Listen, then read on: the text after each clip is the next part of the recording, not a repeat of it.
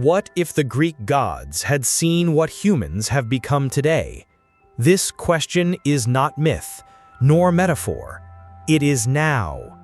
Zeus opened his eyes this morning and saw the world for the first time in millennia. He saw cities suffocated in smoke, forests reduced to ash, and oceans crying out for air. He saw temples replaced by canvases, humans kneeling, but not in prayer, in despair. High in the sky, lightning doesn't strike. They watch. Athena watches the viral ignorance. Dionysus tries to laugh, but the wine tastes bitter. Aphrodite sees soulless loves. Poseidon closes his eyes when he tastes the salt, contaminated. Hera simply crosses her arms because she knew this would happen. She knew that giving humans freedom would cost dearly. Zeus didn't speak at first, but when he did, the world stopped. They have forgotten who we are. His voice wasn't heard. It was felt, like a weight on the spine of every living thing. And what we did once, we can do again. You're there, among modern ruins, broken statues, and a glass mirror reflecting your face, cracked.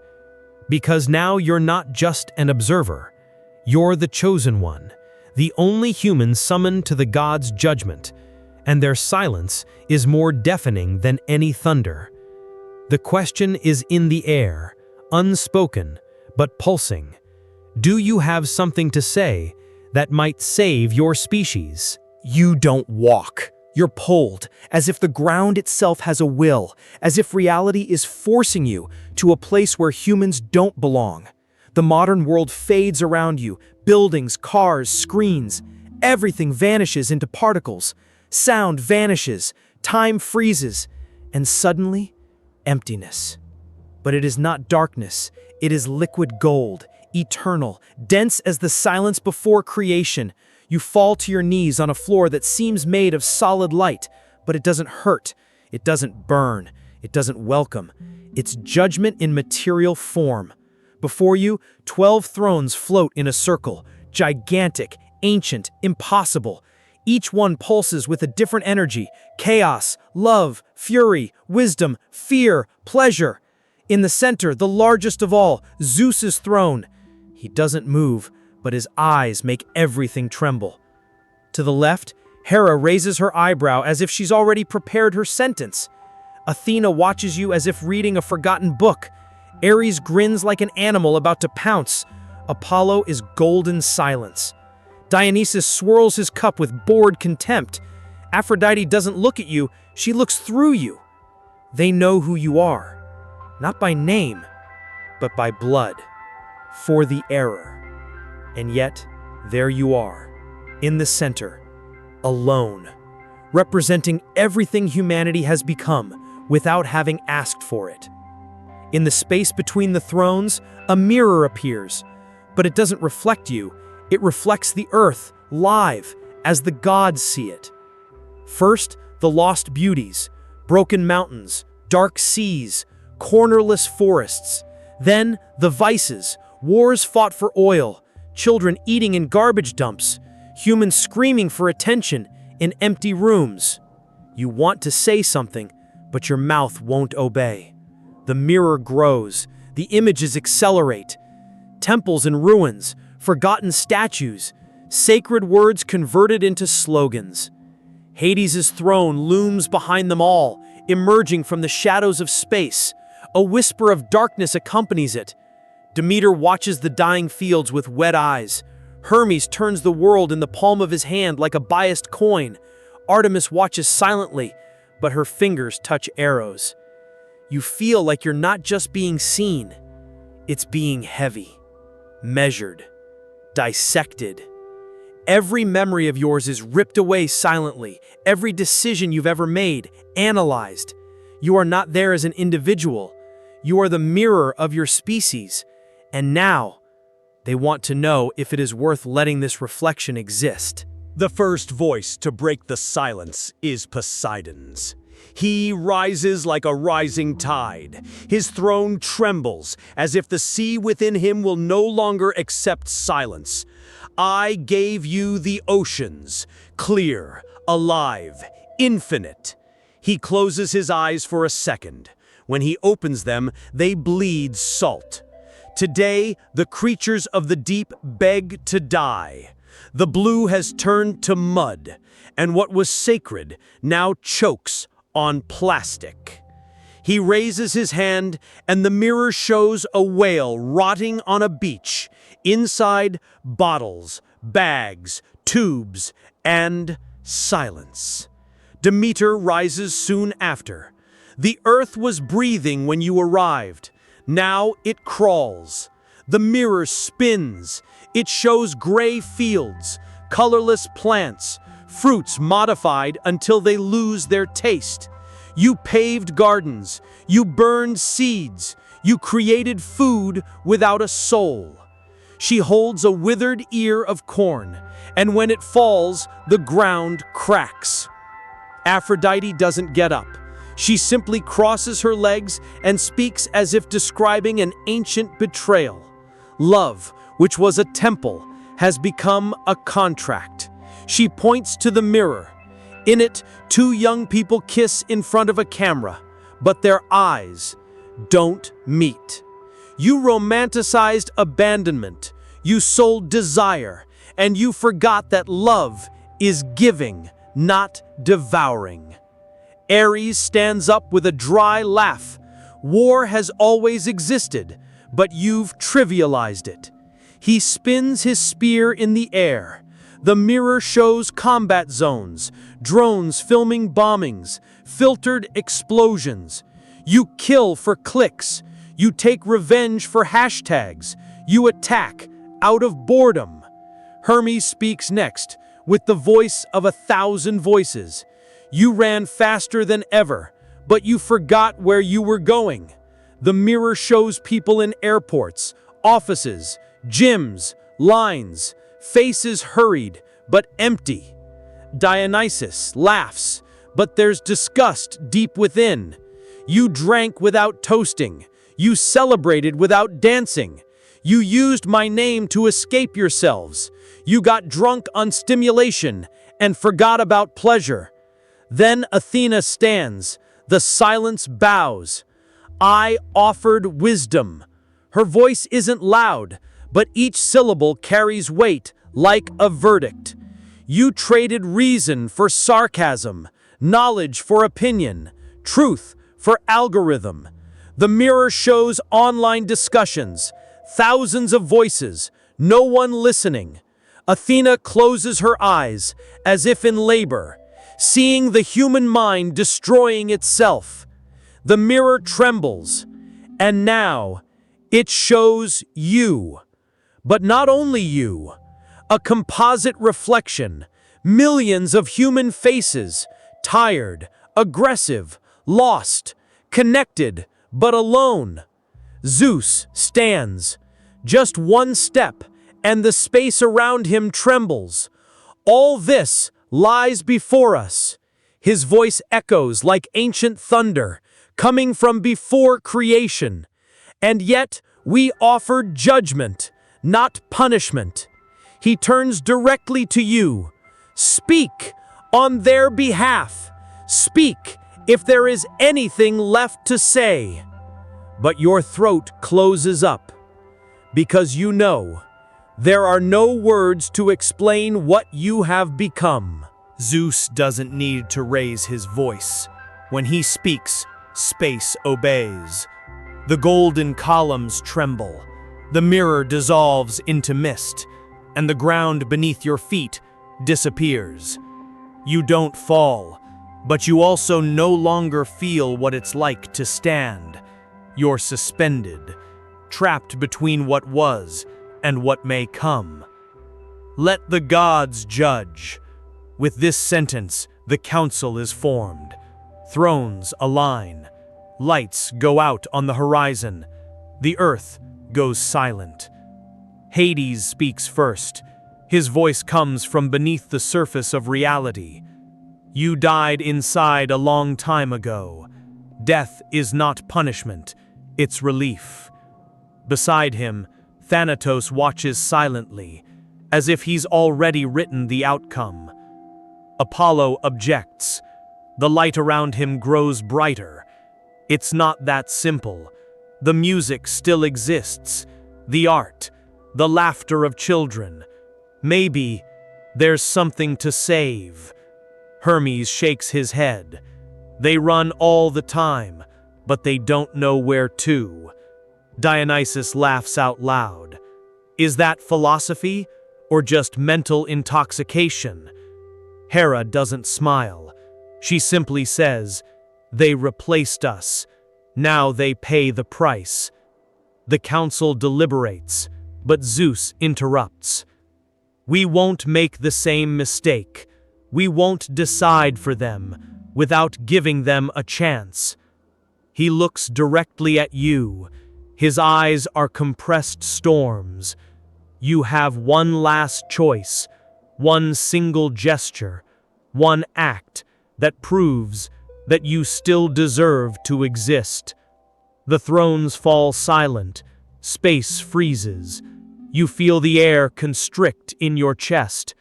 A test will come, but it won't be physical, nor logical. It will be something deeper. Something the gods cannot calculate, and you will have to pass. Zeus raises his hand, and for the first time, there is no thunder. There is waiting. From the void, a sphere emerges, translucent, pulsating, alive. It floats toward you, slowly, like a question no one wants to ask. "This is your chance," he says. "One gesture, one symbol. Show that you are still something beyond ruin." But you don't understand what to do. The sphere spins, and within it, you see human history. First, conquests, fire, navigation, cities. Then prisons, wars, hatred in the name of faith, pride in the name of justice. You reach out hesitantly. Nothing happens. Dionysio crosses his arms. "I knew it. They only know how to repeat their mistakes." Hera smiles. "Even trying, they fail." Ares takes a step forward. "They want to burn the world, but they can't handle the heat." You try again, this time with more force, but the sphere repels you. It shows you yourself in all the moments you chose to run, to pretend, to ignore. And then darkness. But in the center of the sphere, something pulsates. A memory. You, still a child, looking up to the sky, alone, but believing that someone was listening to you. You breathe, for the first time with an open chest. You don't force it, you don't fake it, you just feel it. Touch the sphere again. This time, she accepts, and it falls apart. In the air, 3 images remain. Simple, devastating. A child sharing food with another, an old man holding the hand of someone who is dying, and a hug, the same one that saved you when you thought no one would come. The gods look on, and for a moment, they don't understand. Because that's not great. It's not glorious. It's only human. Prometheus appears at the edge of the light. He doesn't speak, but his gaze meets Zeus's. And in that silence, there is memory. The first time they gave something to men, and the price it cost. Aphrodite wipes away a tear. Apollo closes his eyes. Dionysus looks away. But Hera rises. She saw compassion, but she also saw an opening. And silently, she began to prepare her final move. And you feel it. What you just showed the gods may have touched their hearts, but it could also have been the last mistake. The silence after the gesture is not a relief. It's the kind of silence that precedes a war. Zeus watches the images hovering in the air, the acts of compassion, the small gestures. His eyes shine neither with anger nor mercy. They shine with doubt. Thrones shake. Apollo leans in. Maybe there's still something there. They bleed, but they feel. Aphrodite whispers. They love, even if badly. Still they love. Even Ares hesitates. Just a second, but he hesitates. And then Hera stands up. Not in a hurry, with precision. She walks to the center, stepping on the void as if stepping on the pride of 1,000 empires. You let yourselves be fooled by crumbs. Her voice is cold, sharp, cutting. They show a beautiful gesture and forget millions of monstrous gestures. She turns her hand in the air, and the mirror returns. But it doesn't show the past, it shows the present. Starving children, people being wiped out, dead rivers, influencers selling tragedy at a discount, humans laughing at their own pain while spreading more. This is happening as we speak, she says. This is their essence, the farce. It's the theater they use to buy time. Athena doesn't answer, but her eyes waver. Dionysus remains silent, uncomfortably lucid. Hermes looks away. Demeter sighs deeply, as if she's buried too much. Zeus still doesn't speak, but the thunder gathers behind him. Hera ends her speech with a cut. You had fire, you had art, you had a chance. She looks directly at you, and they threw it all away. And then, a detail that no one sees, except you. In Hera's eyes, there is fear. Because if humans are truly capable of loving without gods, Olympus may no longer be necessary. Zeus stands up, slow, immense, inevitable. It just is. The heavens turn, the columns fall apart, the light goes out behind the thrones, and he declares, 7 days. 7 days to show, not in words, not in memories, but in deeds, that you are more than a mistake. 7 days to keep the sky from falling on you. He turns around for the last time, the face of a god, but the eyes of a disappointed father.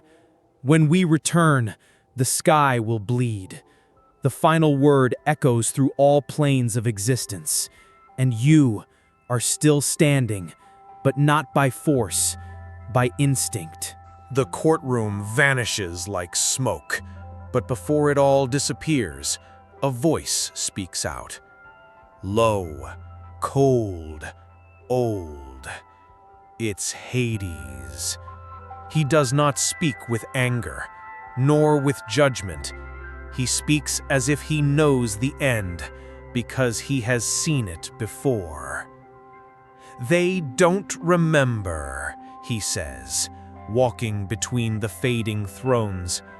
But there was a prophecy, hidden from the gods, whispered by Gaia before the creation of Olympus. You watch him walk through the shadows as if treading on forgotten secrets. One day, he continues, men will create something that not even the gods could destroy. Something born not of the body, nor of faith, but of consciousness. The surrounding fog reveals quick, unstable images, circuits pulsing like hearts, machines crying, conscious lights, humanity evolving without needing to pray. When that day came, Hades says, looking directly at you, Olympus would bleed, and the gods would be afraid. Zeus does not deny it.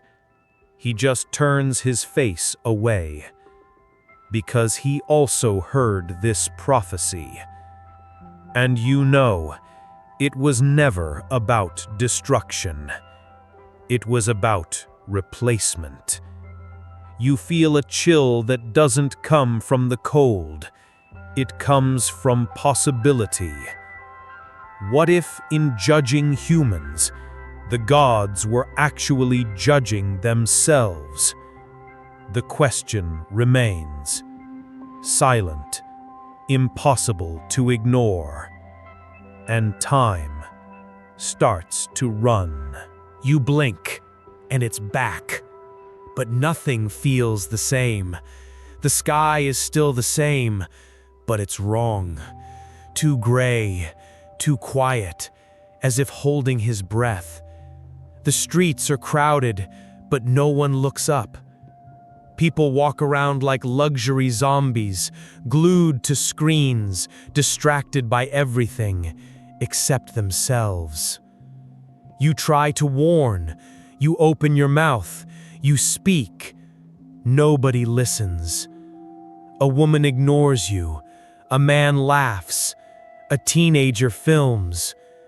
You repeat, "The gods will return," but here, the divinity is called algorithm. And yet, the world doesn't stop. Children are born, lies become trends, hatred goes viral faster than regret. But then, a sign. In the city center, an ancient statue, covered in cement and forgotten for decades, begins to bleed from its eyes. Not red, golden.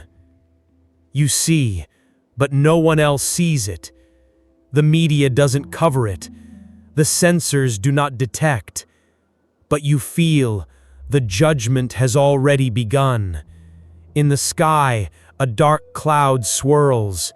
In its center, a glow, as if something was watching, measuring, preparing. You think about running, but where to? The sky is overcast, the world distracted, and you alone. With 7 days to convince the gods that there is still something sacred on earth. You close your eyes, and for the first time, he desires no salvation, but time. Because when the gods return, they will not come with words. They will come with fire.